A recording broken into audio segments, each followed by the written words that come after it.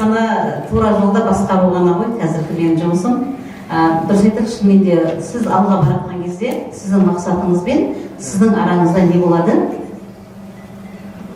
Кедергі болады. Сіздер бірден осы жазып алыңыздар.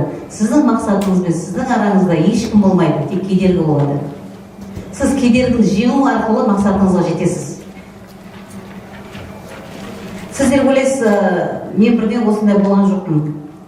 Мен де сіздер сияқты отырғанмын. Мен де сіздер сияқты бизнес серіктес болғанмын.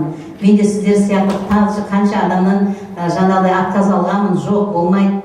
Алмаймыз, бармаймыз, өтірік деген сөзді мен бәрін естігенмін. Компанияны аша алмайсың, оны жасай алмайсың, оны жүргізе алмайсың, ол сенің қолыңнан келмейді деген сөздің бәрін естігенмін мен. Бәрі мені қолдап, бәрі сенде болады деп айтты деп ойлайсыздар ма? 99% адам сенің қолынан келмейді, ол оңай жұмыс емес деп айтқан. Бірақ адамның ішінде не болады? Жаңа мақсаты, мен жасай аламын, менің қолымнан ол келеді. Сіз бен тек қана сізге жәрдем беретін ол Алла Тағала. Құдай ғана сіздерді не істейді?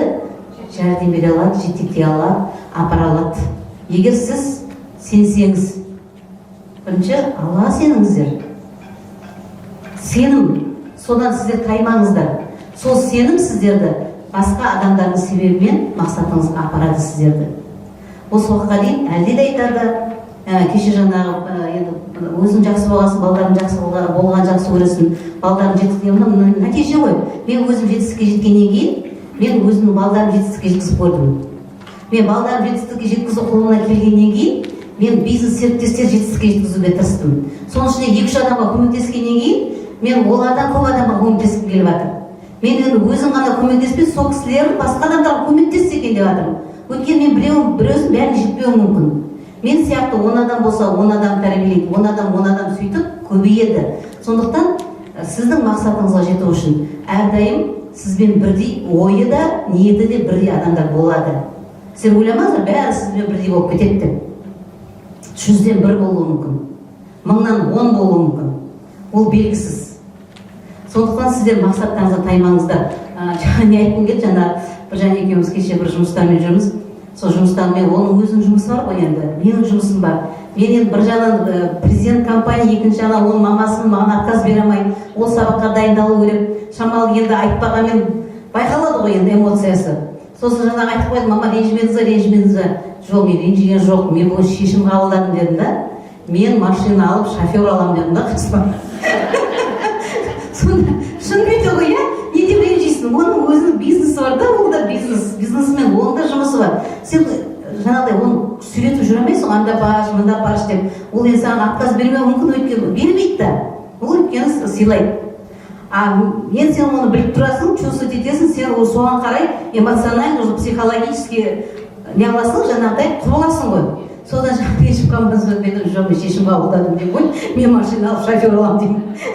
Көрдіңіз ба, ренжімейсің. Ренжіп отқанда жаңа бір жай айтқандай уақыттарыңыз өтіп кетеді. Ол уақыт қайтып келмейді. Бұрынғы әдет 20 жылға, 40 жылға, 30 жылға қазір өзгеріп келесіздер деп айта алмаймын сіздерге. Уақыт керек. Оған сіздің 1 жыл уақытыңыз кете ме, 6 ай уақытыңыз кете ме, 2 жыл уақытыңыз кете ме? Сіз жаңа айтады ғой видеода, өзің өзгермей. Сен көйлегіңді ауыстыр, сен үйіңді ауыстыр, сен жұмысыңды ауыстыр. Сен өзің ішкі дүнияңмен өзгермей, сен ойың өзгермей, сіздің өміріңіз өзгермейді. Мен ол нәрсені өмірімде көрдім, өмірімде өзім дәлелден талай нәрсені көріп жатқан адаммын. Сол сияқты мен сіздермен біреудің өмірін, біреудің тағдырын айтқым келмейді, өзім тағдырыммен сіздерге бөлісіп отырмын. Енді өте сіздерге ризамын, рахмет, уақыттарыңызды бөліп, бұрын біз өзіммен сетевик болдым, жүйелі маркетингда істедім ғой, зорлап адамдарды әкеліп мына жерге, ол адамдар отырмай, мына жерге шықсаң адамда асық ой беріледі ғой адамдардың. Қазір мына жерге отырған бір асықпай білгісі келіп ізденіп отқан адамдар бірдей болып тұрмыз да, бәріміз ешқандай да ойымыз бір-бірімізге не болып жатқан, кедергі болып жатқан жоқ. Оның үстіне бір-бірімізді толықтырып, сұрақтарымызға жауап одан сайын алып жатырмыз. Енді қараңыздар, біз тамақты не үшін жейміз? Қарнымыз ашпау үшін, қуаттану үшін жейміз. Не үшін киінеміз? Сәндік үшін, тер жауып үшін, әйел адам, еркек адам киім киеді. А біздің өнімдерді не үшін ішу керек? Бүгін мен кешеден бастап осы ой келді, осы оймен сабағымды аяқтағым келіп тұр. Біздің өнімдерді біз ауру іздемейік. Бүгіннен бастап ауру іздеу деген, емдеймін деген сөзді алып тастайық. Бүгіннен бастап біз нені ойлаймыз? Біздің өнімдерді ішіп адамдар ауырмайды деп ойласаңыз, адамдар не істейді? Біздің өнімді алып ішіп ауырмайды. Адамдар біздің өнім не үшін ішеді?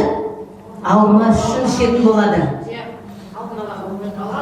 Алдын ала біздің өнімдерді ішіп адамдар ауырмайды деп ойласаңыз, барлығы келіп осы өнімді алып ауырмайтын өздерінің жағдайын жасай бастайды. Мынандай ойды алсаңыздар, біздің өнімдер емдейді адамдарды, біз емші емеспіз. Біз врач емеспіз, дәрігер емеспіз, бізде диплом жоқ адамдар емдеп диагноз қоятын. Дұрыс па?